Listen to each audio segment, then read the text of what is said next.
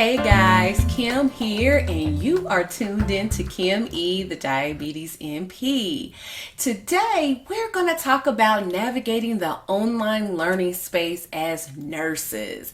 Yes, I think that during the time that we're in, if you are viewing this in the springtime of 2020, you know exactly what we're going through right now with the pandemic, and many students, not just nursing students, are having to transition to online learning for their summer courses and for the fall courses, their clinicals. So I thought it would be very helpful if I come on and talk about navigating online learning, because some of us may not have had experience doing that. But before we get into it, I do want to just make an announcement. If you haven't already heard, I have launched my first brand new full course for nurse practitioners, the new diabetic workflow. I am so excited about it. It has been something that I have poured out of my brain and my heart to be a resource to new nurse practitioners and nurse practitioner students.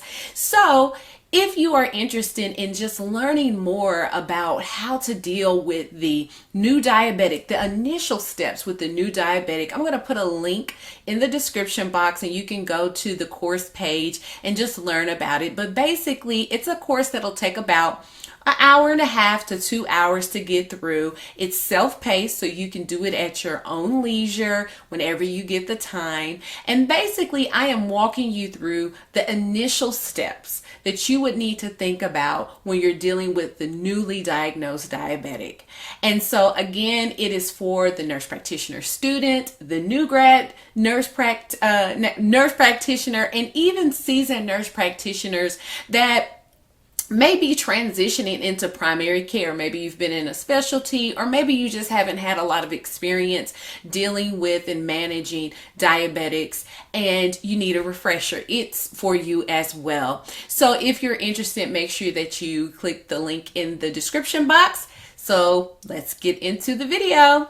So as I start this video, let me give you just a little background about me and my nursing experience and how I got my education for my BSN and my MSN. So when I went through to get my bachelor's in nursing, I went to an actual university. It was not an online campus. I actually went into a classroom. I had classmates and all of that. And to be quite honest with you, I didn't really know about a lot of online courses and programs for your bachelor's degree. If they were out there, they just weren't readily available. I don't know if this is dating myself. I don't consider myself that old, but I am in my 30s. And so when I got my bachelor's degree, it was all on campus. It was on site. But when I went and got my master's degree, I still had a huge part of my curriculum was on site. I actually had to go on the campus once a week, and we basically did all of our classes on Friday, and Monday through Thursday, once we started clinicals, that's the time that we could do our clinicals. And of course, on the weekend, if you had a site that did hours on the weekend. And so it was this dual kind of hybrid kind of situation that went on. It was considered a on-campus program in course curriculum, but we did a lot of things online. We had a lot of discussion boards, and because we had such a small class, our professors respected us enough to run new ideas by us. So if they felt like we needed extra training or extra class hours, they would ask if we would be opposed to coming in extra days, or if we wanted to do something and opt for something online. And so I had a really good program. It was really good, and I didn't realize it when I went through it, but I had some phenomenal instructors, and they really respected us as colleagues. Seriously, they really did take our input seriously, and so we did a lot of things online. And so I have a unique perspective, as I have done a lot of schooling on campus, but I have done quite a bit online. And post nurse practitioner, I have taken a lot of courses for nurse practitioners and nurses. And if you're a nurse practitioner, you do a lot of continuing education. So you are used to going to workshops, going to courses and classes to garner those continuing education classes. So I've done quite a bit of time with online learning. And so I thought that, hey, I'm just as good as the next person to talk about this and to really flesh it out a bit. One of the things that I will say about online learning is that it is, for some, a really great option. For me, because I am very self-motivated and I am a systematic person, I'm a very scheduled type of person, it worked fine for me. Okay. I also liked going into class as well, but online was just as fine as me because I was the type of person, I was active in the chat rooms. I was active emailing my professor and stuff, and they knew me, But if you are a person who is not the best with managing time, online learning can present a challenge for you. So I do want to go over some tips that can help you improve your experience if you find yourself having to take a lot of online learning. And to be quite honest, if you're in school right about now, that includes you. So let's get into those tips. Tip number 1, stay connected. So I just mentioned about being active in chat rooms, and this is one of the ways that you can stay connected. You need to have regular communication, not only with your professors, but also your classmates. It's always good and never too early to start networking and having study groups. We're in a profession where we really cannot be on an island. You really do not benefit doing everything by yourself. You want to have somebody you can bounce questions off of. And sometimes your professors they're not available for that, And so it's good to have classmates, comrades that you can talk about some things, maybe even vent about some things. But the only way that you'll be able to do that is if you are staying connected. And some of the ways that you can do this is through email, of course, chat rooms. And now, in the day and age that we're in now, you have all of these different apps, from the WhatsApp, Zoom, GroupMe, all these different things that not only used to be more personal use, they are now professional use. Okay. And so staying connected through email and chat rooms, discussion boards. And to be quite honest, every time I have done any type of online class or online assignment, there's normally been, the assignment has been that you've had to post so many times in the discussion board. So I'll give you an example.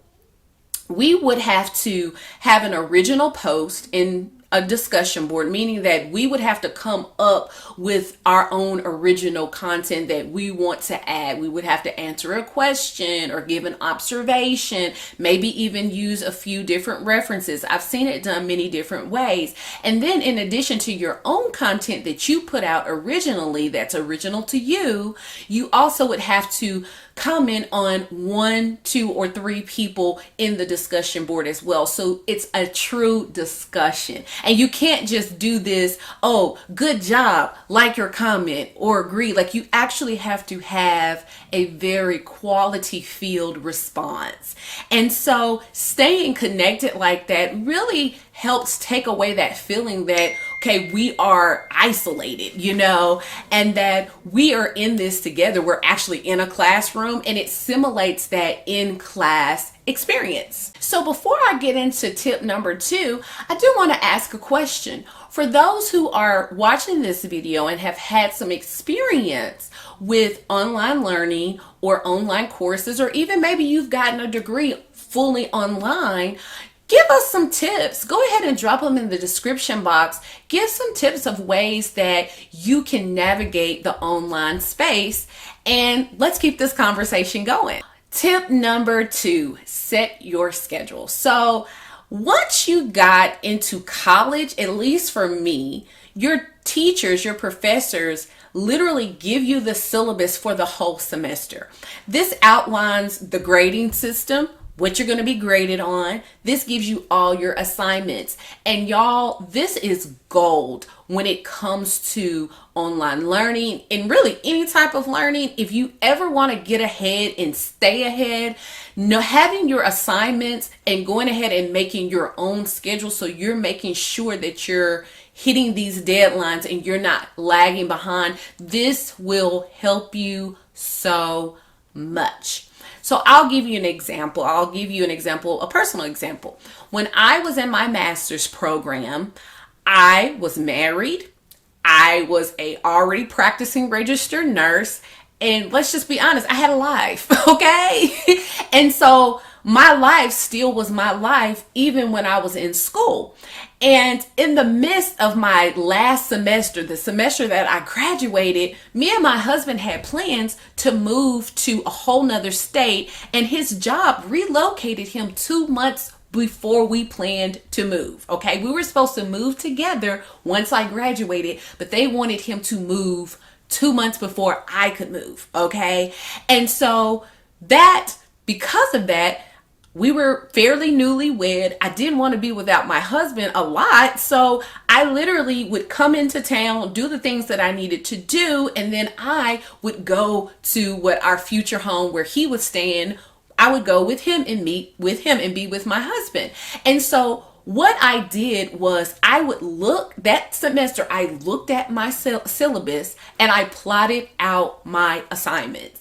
I had these assignments planned out. Even if the deadline was October the 1st, I would have it done by the end of September and turned in before the deadline, because I knew that I was probably going to be going out of town and I didn't want to have to be doing a whole lot of work when I was spending time with my husband, because we were not living in the same state for 2 months. And what really became so clutch for me is having all my assignments, knowing when they were going to be due. And I kind of made my own deadlines that were about a week prior to the actual deadline.